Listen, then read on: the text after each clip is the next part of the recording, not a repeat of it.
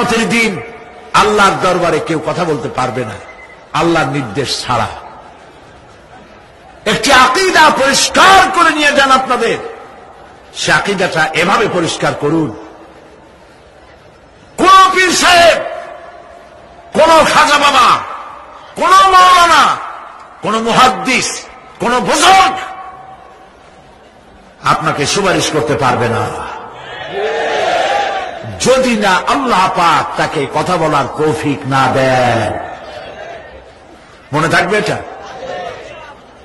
আয়াতুল কুরসির ভিতরে আমরা পড়ি, মান যাল্লাযী ইয়াশফাউ ইনদাহু ইল্লা বিইযনিহি। আল্লাহ পাক বলেছেন কিয়ামতের দিন আল্লাহর দরবারে কার সাহস আছে কথা বলতে পারে? মান যাল্লাযী ইয়াশফাউ ইনদাহু ইল্লা বিইযনিহি। আল্লাহর ওয়াদা ছাড়া, হুকুম ছাড়া আল্লাহর সামনে কথা বলা সেদিন কেউ থাকবে না। সুবহানাল্লাহ। কেউ কথা বলতে পারবে না।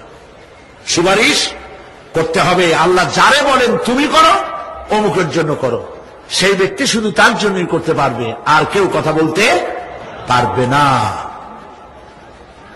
সেই কঠিন হাসরের ময়দান, যেদিন শুধুমাত্র আল্লাহ পাক কথা বলবেন, আর যারে বলতে বলবেন সেই কেবলমাত্র বলতে পারবে। সুপারিশ এটি আল্লাহ পাক কিয়ামতে পারমিশন দিলে বলা যাবে। হযরত ইব্রাহিম আলাইহিস সালাম কিয়ামতের দিন তার নিজের পিতা সম্পর্কে সুপারিশ করবেন। রব্বুল আলামিন, আমার আব্বার জন্য সুপারিশ করতেছি, মেহেরবানি করে জাহান্নাম থেকে তারে আপনি রক্ষা করুন। আল্লাহ রব্বুল আলামিন বলবেন, ইব্রাহিম তোমার সুপারিশ মঞ্জুর হবে না। প্রিয় ভাই সব, একটু মাথা খাটান, চিন্তা করেন। জাতির পিতা কে? জাতির পিতা চিল্লায় বলুন, কলিজা সাফ করে ফেলুন। মুসলমানদের জাতির পিতা হাবিজ আমি কেউ হতে পারে না।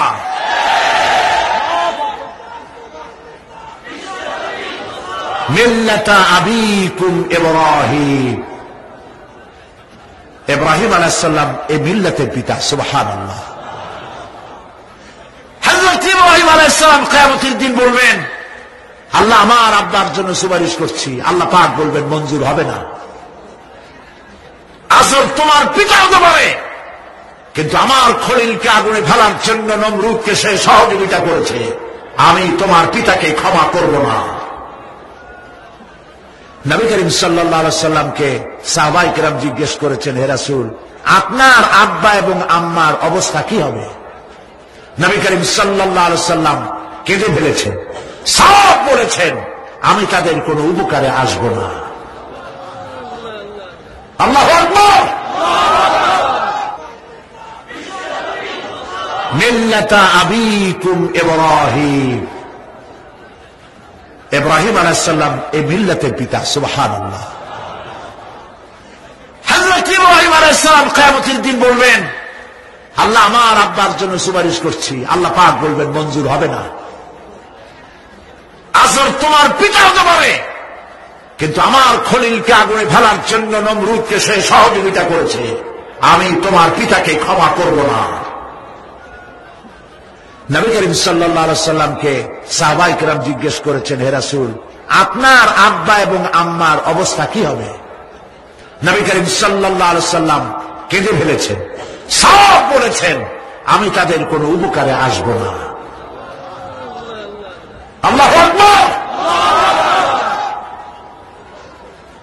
আপনি মনে করছেন নাকি যে ইয়া নবী সালাম আলাইকা বলি অমনি নবী সুপারিশ পাবেন? এত সহজ। কতগুলা রসগোল্লা খাইলেন আর বড় একটা মিছিল করলেন আর অমনি চলে যাবেন? পৃথিবীর সব মানুষ, সাহাবায়ে কেরাম বাদ দেন, পৃথিবীর সমস্ত মানুষ একত্রিত হয়ে আবু তালেব রাসূলুল্লাহকে যে ভালোবেসেছেন, ওর 1000 ভাগের 1 ভাগও সারা দুনিয়ার মানুষ রাসূলুল্লাহকে ভালোবাসতে পারবে? পারবে? নিজের ছেলে আলীকে, আলী রাদিয়াল্লাহু তাআলা আনহুকে আলাদায় বিছানায় শোয়াইয়া, ছোট্ট মানুষ হযরত আলী আলাদা জায়গায় রাখিয়া, মুহাম্মদ রাসূলুল্লাহ সাল্লাল্লাহু আলাইহি ওয়াসাল্লাম এতিম মানুষ, তারে কলিজার সাথে বুকের মধ্যে আশ্রয় দিয়ে আগলে রেখেছেন গুম করে। সেই আবু তালেব মৃত্যুর সময় নবী করিম সাল্লাল্লাহু আলাইহি ওয়াসাল্লাম বলেছিলেন, চাচা একটি বার আমার কানে তাওহীদের কালেমা শোনায় দেন। আবু তালেব তার কিসমতে ছিল না কালেমা। মরে যাওয়ার পর একজন সাহাবী বলেছিলেন, ইয়া রাসূলুল্লাহ, মৃত্যুর সময় আবু তালেবের মুখ আমি নড়তে দেখেছি, তিনি কালেমা পড়েছেন সম্ভবত। রাসূলুল্লাহ সাফ বলেছেন, আমি শুনি নাই। এত ভালোবাসার পরেও হাদিস শরীফে এসেছে আবু তালেব জাহান্নামে যাবে। কোথায় যাবে? জাহান্নামে। সবচাইতে কম আযাব হবে কার? আবু তালেবের। কম আযাবটা কি? হাদিস শরীফে এসেছে কম আযাব হলো জাহান্নামের আগুন দিয়ে এক জোড়া জুতা তৈরি করে আবু তালেবের পায়ে পরিয়ে দেওয়া হবে। সেই জাহান্নামের আগুনের তৈরি করা জুতার তাপে আবু তালেবের মাথার ঘিলুগুলো টকবক করে বউ পড়তে লাগবে। এত ভালোবেসে যদি কিয়ামতে উপায় না হয়, আপনি ইয়া নবী সালাম আলাইকা, ইয়া রাসূল সালাম আলাইকা, আর কতগুলো জিলাপি খাইলেন, বড় একটা মিছিল করলেন। প্রিয় ভাই সব, এইসব বেদাত ছাড়ুন, এগুলি সুস্পষ্ট বিদআত। রাসূলুল্লাহকে ভালোবাসবেন, সাহাবীরা যেভাবে ভালোবেসেছেন ওইভাবে ভালোবাসবেন। সুন্নতের অনুসরণ কিভাবে করবেন? সুন্নতের অনুসরণ করবেন কিভাবে? নবী করিম সাল্লাল্লাহু আলাইহি ওয়াসাল্লামকে ভালোবাসবেন কিভাবে? হযরত আব্দুল্লাহ ইবনে মাসউদ রাদিয়াল্লাহু তাআলা আনহু তিনি সাফ বলেছেন, মান কানা মুস্তান্নান ফালিয়াস্তান্না বিমান ক্বাদ মাত। কেউ যদি সুন্নতের পূর্ণাঙ্গ অনুসরণ করতে চায়, সেজন্য যারা মরে গেছে তাদের অনুসরণ করে। ফাইনাল হাইয়া লা তু'মানু আলাইহিল ফিতনা। কারণ যে ব্যক্তি মারা গেছে, যে ব্যক্তি বেঁচে আছে, ফাইনাল হাইয়া, যে ব্যক্তি বেঁচে আছে, সে যে ভবিষ্যতে ফিতনায় পড়বে না তা নিশ্চিত করে বলার কোনো উপায় নাই। এই জন্য সুন্নতের অনুসরণ করার জন্য মাপকাঠি কোনো পীর নয়, আলেম নয়, মুহাদ্দিস নয়, মুফাসসির নয়। যে ব্যক্তি মারা গেছে তিনি হলেন সুন্নতের অনুসরণ তারই করতে হবে। তিনি কে? তারা কারা? উলাইকা আসহাবু মুহাম্মাদিন সাল্লাল্লাহু আলাইহি ওয়াসাল্লাম। তারা হলেন নবী করিম সাল্লাল্লাহু আলাইহি ওয়াসাল্লামের সাহাবায়ে কেরাম রিদওয়ানুল্লাহি তাআলা আলাইহিম আজমাইন। কানু আফদালু হাযিহিল উম্মাহ। তারা হচ্ছে এই উম্মতের শ্রেষ্ঠ সন্তান। আমার দেশে আসে না, যারা যে সরকার যখন আসে তারা এসে এক দলে বলে এরাই হলো দেশের জাতির শ্রেষ্ঠ সন্তান। না, শ্রেষ্ঠ সন্তান তোমরা সার্টিফিকেট দিলে হবে না। এই বিশ্বের শ্রেষ্ঠ সন্তান আল্লাহর নবীরা, আর তারপরে সাহাবায়ে কেরাম রিদওয়ানুল্লাহি তাআলা আলাইহিম আজমাইন। আবাররাহা কুলুবান, তাদের কলবকে আল্লাহ পাক পবিত্র করেছেন। ওয়া আ'মাকাহা ইলমান, আর তাদেরকে গভীর ইলম দান করেছেন। ওয়া কান্নাহা তাকাল্লুফান, আর সমস্ত রকমের বক্রতা থেকে তাদের কলিজাকে আল্লাহ পাক মুক্ত করে দিয়েছেন। ইখতারাহুমুল্লাহু লিসুহবাতি নবিয়্যিহি ওয়া লিইকামাতি দীনিহি। আল্লাহ পাক এই সব লোকদের, কাদের? সাহাবীদের, এই সব লোকদেরকে আল্লাহ বাছাই করেছিলেন মুহাম্মদ রাসূলুল্লাহ সাল্লাল্লাহু আলাইহি ওয়াসাল্লামের সাহাবী হওয়ার জন্য। বাছাই করছে কে? আল্লাহ পাক নিজে বাছাই করেছেন রাসূলের সাহাবী হওয়ার জন্য। কি জন্য? লিকামতে দ্বীন, আল্লাহ পাকের দ্বীন প্রতিষ্ঠার জন্য। সেই জন্য প্রিয় ভাই সব, কিয়ামতের দিন সুপারিশ কেউ কিন্তু করতে পারবে না। সুপারিশ করতে পারবেন কেবলমাত্র কে? বলেন সবাই। আল্লাহ সুবহানাহু ওয়া তাআলা যাকে পারমিশন দিবেন তিনি কেবল করতে পারবেন, আর কেউ সুপারিশ করতে পারবে না। সেই জন্য মনের থেকে, কলিজা থেকে সমস্ত কথা উঠায় ফেলে ঈমান পোক্তা করুন। সেদিন কথা বলবার মতো ক্ষমতা আল্লাহর সামনে কারো হবে না। যিনি তাকে পারমিশন দিবেন তিনি কেবল বলতে পারবেন। কিয়ামতের হায়বাত এবং জালাল, ফেরেশতাদের আনাগোনা, জাহান্নামের গর্জন, মানুষের কলিজা গলার কাছে চলে আসবে। গর্ভবতী নারীর গর্ভ খসে পড়বে। দুগ্ধপোষ্য নারী, যে দুধ দেয় তার বাচ্চাকে দুধ দেওয়ার কথা ভুলে যাবে, নিজের সন্তান ভুলে যাবে। সেই কঠিন হাসরের ময়দানে সেখানে কেবলমাত্র আল্লাহ পাক যাদেরকে রক্ষা করবেন তারাই সেখানে বাঁচতে পারবে, অন্যরা সেখানে তাদের কোনো উপায় থাকবে না। আল্লাহ পাক বলছেন এরকম একটি জায়গা সম্পর্কে আমি তোমাদেরকে জানিয়ে দিলাম। আল্লাহ রাব্বুল আলামিন বলেন যালিকাল ইয়াউমুল হক ফামান শাআ ইত্তাখাযা ইলা রাব্বিহি মাআবা। এই দিনটি অবশ্যই আসবে, সেদিনটি নিশ্চিতভাবে আসবে। আর এখন যার ইচ্ছা সে তার রবের দিকে অগ্রসর হোক। ইন্না আনজারনাকুম আযাবান করিবান ইয়াওমা ইয়ানজুরুল মার'উ মা কদ্দামাত ইয়াদাহু ওয়া ইয়াকুলুল কাফিরু ইয়া লাইতানি কুনতু তুরাবা। ইন্না আনজারনাকুম আযাবান করিবা, খুব নিকটবর্তী একটি আযাব সম্পর্কে আমি তোমাদেরকে সতর্ক করে দিলাম। কে বলতেছেন? আল্লাহ পাক। লক্ষ্য করুন আল্লাহ কি বলছেন, খুব নিকটবর্তী একটি কঠিন শাস্তি আযাব অর্থাৎ কিয়ামত, এ সম্পর্কে আমি তোমাদেরকে সতর্ক করে দিলাম।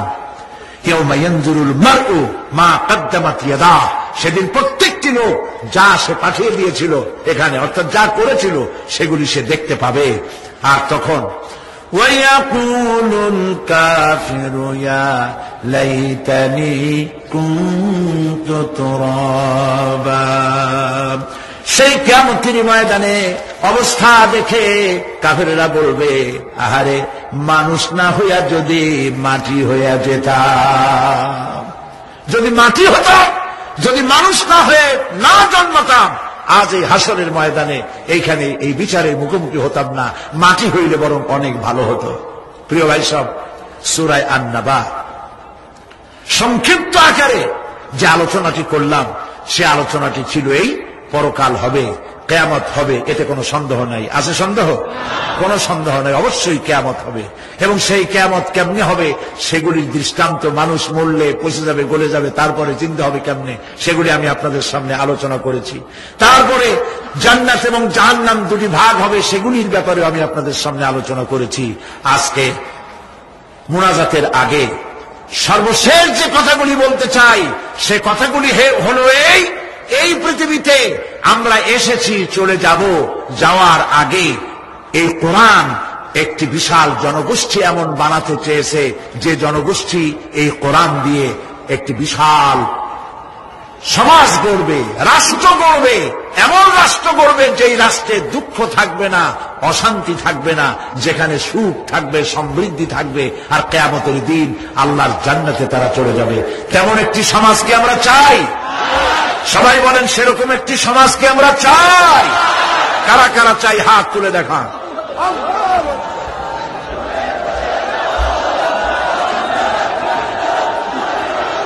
প্রিয় ভাই সব, আমি হাত তুলতে বলেছি, দাঁড়াইতে বলি নাই। মেহেরবানি করে বসেন।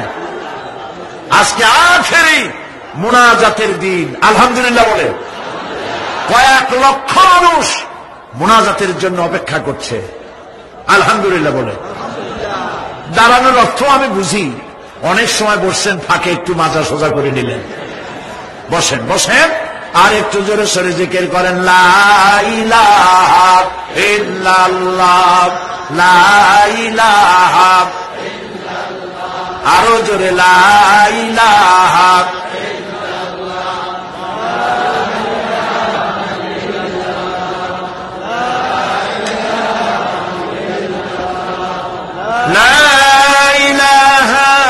ইল্লাল্লাহু মুহাম্মাদুর রাসূলুল্লাহ।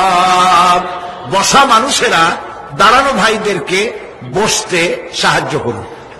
কেমনে করবেন বুঝে নেন। প্রিয় ভাই সব, কিয়ামতের দিন আমরা যেতে চাই জান্নাতে। কোথায় যেতে চাই বলেন? জোরে বলেন। এই জান্নাতে যাওয়ার জন্য দুইটা কাজ করতে হবে। কয়টা কাজ? আল্লাহ রাব্বুল আলামিন বলেন, ফামান কানা ইয়ারজু লিকাআ রাব্বিহি ফালইআমাল আমালান সালিহান ওয়া লা ইউশরিক বিইবাদাতি রাব্বিহি আহাদা। আল্লাহ পাক বলেন, যে বাজারা আমার সঙ্গে দেখা করতে চায় কিয়ামতে, দুইটা কাজ করা লাগবে। বলেন কয়টা কাজ? একটা হলো নেক আমল। কি আমল বলেন? নেক আমল। নেক আমল কারে বলে? নেক আমল করতে হলে আবার দুইটা শর্ত লাগে। এক নম্বরে কাজটা করতে হবে আল্লাহরে খুশি করার জন্য। কারে খুশি করার জন্য? একটা মাদ্রাসা বানাইছি যাতে লোকেরা বলে যে বড় একটা মাদ্রাসা বানাইছি, এই জন্য মাদ্রাসা বানাবেন, মসজিদ বানাবেন, হসপিটাল বানাবেন, যা কিছু করেন নিয়ত হবে আল্লাহকে খুশি করা। নিয়ত হবে কারে খুশি করা? আল্লাহ পাককে খুশি করা।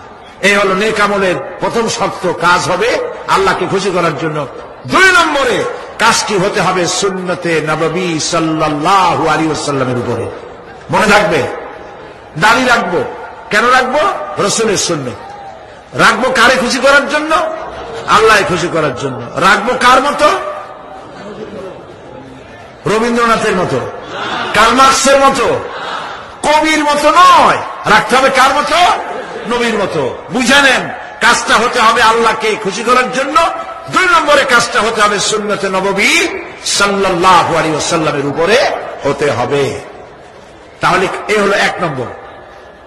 জান্নাতে যাওয়ার জন্য, আল্লাহর সাথে দেখা করার জন্য এক নম্বরের কাজ হলো নেক আমল। বলেন এক নম্বরের কাজ কি? দুই নম্বরের কাজ ওয়ালা ইউশরিক বিইবাদাতি রাব্বিহি আহাদা। আল্লাহ রাব্বুল আলামিনের ইবাদতের সাথে কাউকে শরীক স্থাপন করা যাবে না। আমরা যারা মুসলমান, অধিকাংশ মুসলমান শিরকের ভিতরে মুবতলা হয়ে আছে। বিশ্বাস করেন কিনা বলেন? কাফেরেরা তো মুশরিক আছেই, ওরা তো মুশরিক আছেই, কিন্তু আমরা মুসলমানেরা আমাদের আমলের মধ্যে, আমাদের অজান্তে সবের নিয়তে অনেক শিরক আমরা করে বসি। নাউজুবিল্লাহ। বলেন নাউজুবিল্লাহ। এই জন্য আমি বারবার সতর্ক করি, নিজেকেও করি, আপনাদেরকেও করি। এই কারণে করি, শিরকের গুনাহ আল্লাহ মাফ করবেন না। ইন্না শিরকা লাযুলমুন আযীম। শিরক মস্ত বড় অপরাধ, জুলম, আল্লাহ মাফ করবেন না। আল্লাহর কাছে কান্দে কান্দে মাফ চাওয়া লাগবে যে আল্লাহ শিরক থেকে আমাকে রক্ষা করো, বাঁচাও। অনেক গোপন শিরক আছে। মাজারে যান, পীর সাহেবের কাছে যান, মনে যদি নিয়ত থাকে উনি ফু দিলে আমি ভালো হবই, উনি তাবিজ দিলে আমার বাচ্চা হবেই, উনি আমারে দয়া করলেই আমার ব্যবসায় উন্নতি হবেই, এইটার নাম শিরক। এটার নাম কি? ওয়াইজা সাআলতা ফাসআলিল্লাহ ওয়াইজা ইসতাআনতা ফাসতাইন বিল্লাহ। যা বলার আল্লাহরে বলো, আর যা চাওয়ার কার কাছে চাও? চিল্লা বলেন। কলিজাটাকে পরিষ্কার করে যান আজকের মাহফিলে। এই কলিজায় কারো প্রতি কোনো ভয় রাখবো না আল্লাহ ছাড়া। ভয় করবো কারে বলেন? মহব্বত আল্লাহ ছাড়া, এত বেশি মহব্বত আর কাউকে করবো না। আল্লাহ তাআলা আমাদের কলিজায় তোমার ভয় এবং মহব্বত দিয়ে ভরে দাও। রাসূলের মহব্বত দিয়ে আমাদের দিলকে ভরে দাও। বিশ্বাস করুন ভাই সাহেব, কোরআন শরীফ আমার সামনে, বিশ্বাস করুন, দেশি পীর বিদেশি পীর, খাজা বাবা দেশি এবং বিদেশি, কেউ আপনার ভাগ্য বদলাই দিতে পারবে না। এই পিছনে দৌড়ায় দৌড়ায় কোনো লাভ নয়। এতক্ষণ মসজিদের ভেতরে বসে আল্লাহর কাছে কাঁদেন। ওয়াকালা রাব্বুকুম উদউনি আস্তাজিব লাকুম। তোমার রব বলেছে আমারে ডাকো, আমি ডাকের সাড়া দিয়ে দেব। সুবহানাল্লাহ। আর আল্লাহ বলেছেন আমার ইবাদতের সাথে কাউকে শরীক করবে না। খবরদার। আলাইসাল্লাহু বিকাফিন আবদা। আল্লাহ প্রশ্ন করছেন, আলাইসাল্লাহু বিকাফিন আবদা, আমি কি আমার বান্দার জন্য যথেষ্ট নই? চিল্লায় বলুন, অবশ্যই যথেষ্ট।